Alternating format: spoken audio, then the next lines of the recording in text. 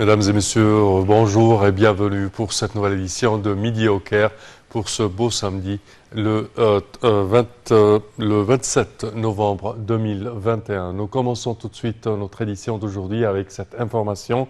La ville de Luxor en Haute-Égypte a accueilli avant-hier une cérémonie grandiose, l'inauguration de l'allée des Sphinx et des Béliers.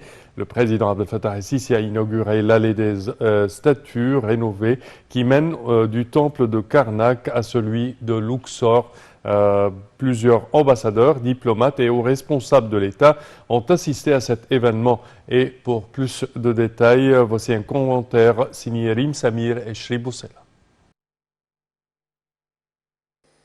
Le président Abdel Fattah el-Sisi et son épouse, le premier ministre Dr Mostafa Madbouli ainsi que le ministre du Tourisme et des Antiquités Dr Khaled Anani ont assisté à la cérémonie d'inauguration de l'allée des Béliers.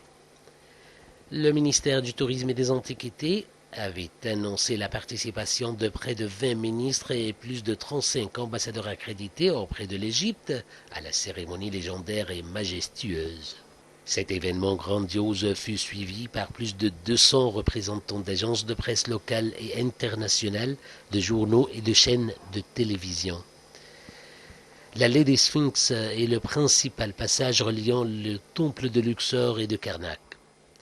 La construction de ce chemin a été lancée par le roi Amenhotep III, qui a commencé la construction du temple de Luxor, mais la plus grande partie de la mise en œuvre est due au roi Nectanebo Ier, fondateur de la 30e dynastie.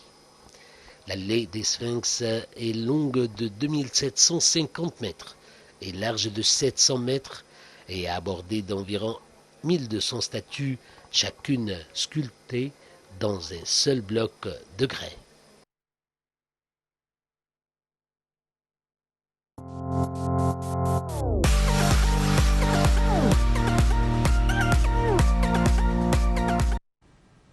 Et le président Abdel Fattah el-Sisi a inspecté jeudi les régions endommagées par les inondations dans le gouvernorat d'Aswan. Selon le porte-parole de la présidence, l'ambassadeur Bassam Radi, le chef de l'État a suivi également les services offerts aux habitants de ces régions, surtout les convois médicaux envoyés dans le cadre de l'initiative Vie décente ou Haya Karima.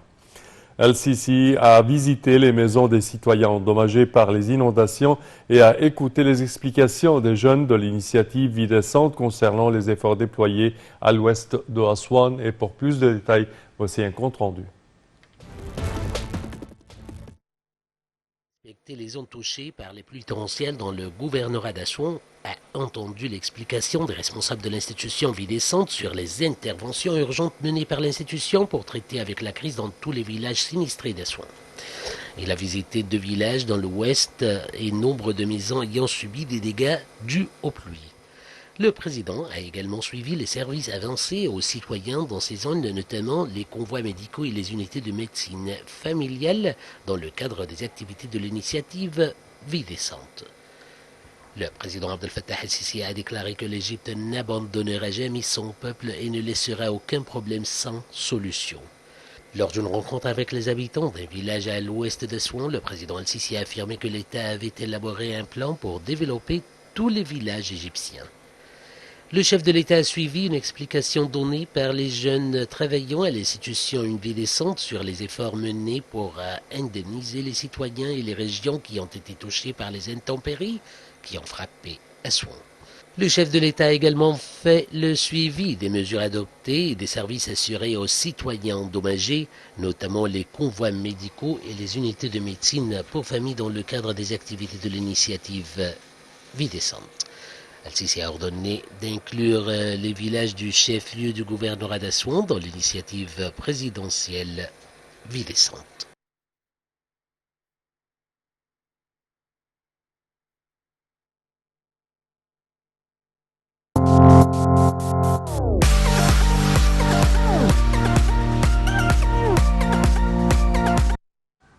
Et le président Abdel Fattah el-Sisi a reçu jeudi un appel téléphonique du cheikh Mohammed Ben Zayed Al Nahyan, prince héritier d'Abu Dhabi et vice-commandant suprême des forces armées émiraties. Selon le porte-parole de la présidence de la République, l'appel était axé sur les aspects de coopération bilatérale et les relations fraternelles bilatérales. Les deux leaders ont également échangé les vues et les visions sur un nombre de dossiers régionaux et internationaux. Le président Sisi et Sheikh Mohammed Ben Zayed se sont accordés à poursuivre la coordination et la consultation pour le profit des deux pays et des deux peuples frères et pour renforcer la stabilité dans la région.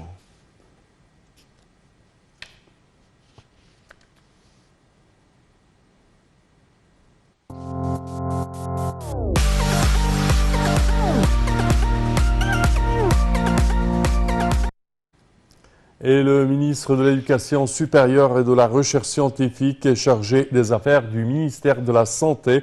Dr Khaled Abdelghaffar a donné des directives pour achever le plus vite possible des études sur le nouveau variant du coronavirus. Les résultats de ces études seront soumis au Comité suprême du suivi de la crise de la pandémie du coronavirus pour prendre les mesures nécessaires de protection dans le pays et durcir les restrictions d'entrée pour les voyageurs. Dans un communiqué, le ministère de la Santé s'est dit en contact continu avec l'Organisation mondiale de la santé, l'OMS.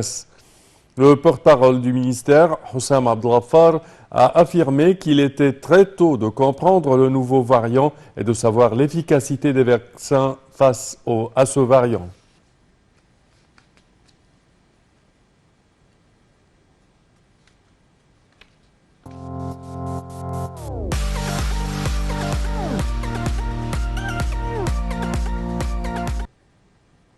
Et le Comité suprême de la gestion des crises du coronavirus a décidé d'arrêter les vols directs à destination et en provenance de l'Afrique du Sud dans le contexte de ce que l'Organisation mondiale de la santé, l'OMS, a annoncé concernant le nouveau variant du virus Omicron.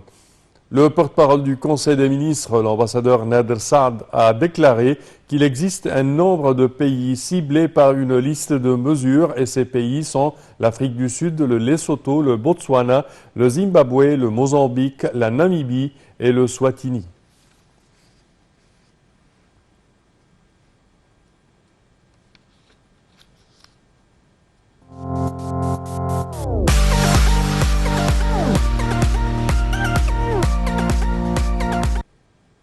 Et sur le plan local, le ministère de la Santé a annoncé que 549 personnes rétablies du coronavirus avaient quitté les hôpitaux de confinement après avoir reçu les soins médicaux nécessaires, portant ainsi le nombre total de cas guéris du Covid-19 à 294 903 cas. Le ministère de la Santé a toutefois déclaré avoir détecté 913 nouvelles infections au coronavirus et 65 décès. L'Égypte a recensé jusqu'à présent un total de 354 836 cas de contamination, dont 20 237 cas décédés.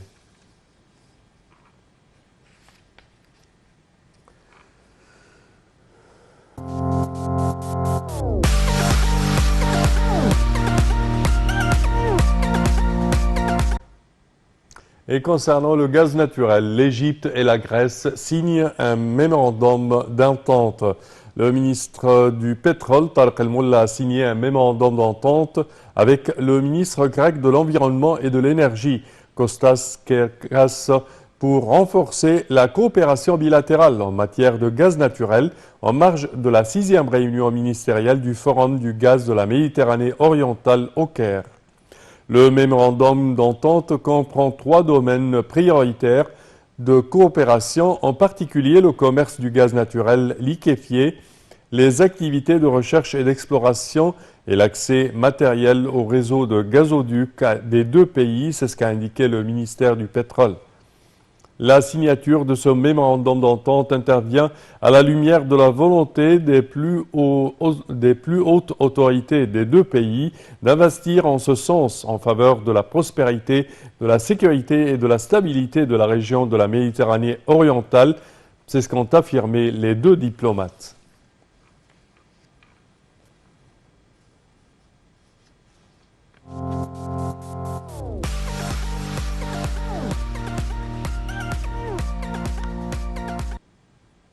Discussion sur les préparatifs de la COP27 qui se tiendra à Sharm el-Sheikh en 2022. La ministre de la Planification et du Développement économique, Dr Hala Saïd, a tenu une réunion avec la ministre de l'Environnement, Dr Yasmine Fouad, pour étudier les préparatifs de l'organisation par l'Égypte de la COP27 l'année prochaine à Sharm el-Sheikh. Dr Hala Saïd a souligné l'importance de l'organisation par l'Égypte de la conférence, jugeant nécessaire de mobiliser tous les efforts pour que la conférence reflète l'intérêt accordé par l'État égyptien et le continent africain à la question du changement climatique. Les deux ministres ont passé en revue un nombre d'idées et d'initiatives relatives à la COP27, notamment la mise en place d'un réseau et d'une plateforme de recherche qui comprennent tous les instituts et centres de recherche travaillant sur la question du changement climatique et du développement durable, tant au niveau local qu'au niveau africain. Elles ont également discuté lors de la réunion de l'importance d'étendre l'adoption des projets verts dans le plan d'investissement de l'État qui s'élève à 30% du total des investissements à l'exercice en cours et qui devrait atteindre 50% dans le prochain exercice.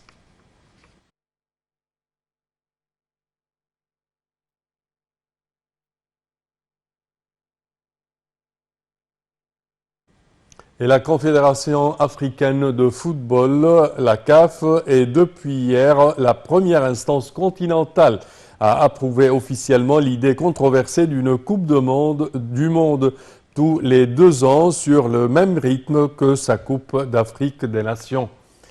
Réunis au Caire, les patrons des 54 fédérations nationales de football d'Afrique ont voté à l'unanimité oui à la décision du Congrès de la FIFA de mener une étude de faisabilité pour une Coupe du Monde biennale au lieu de l'habituel rythme quadriennal.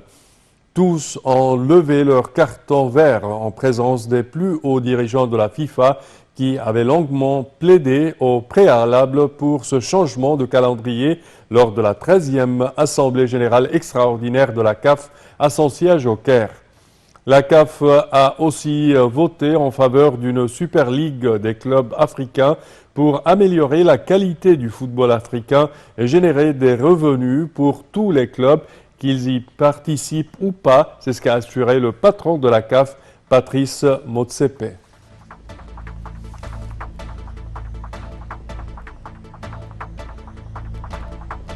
Et ceci conclut, chers téléspectateurs, notre édition d'aujourd'hui de Midi au Caire. Je vous remercie de votre attention et je vous donne demain rendez-vous à la même heure. Merci à vous.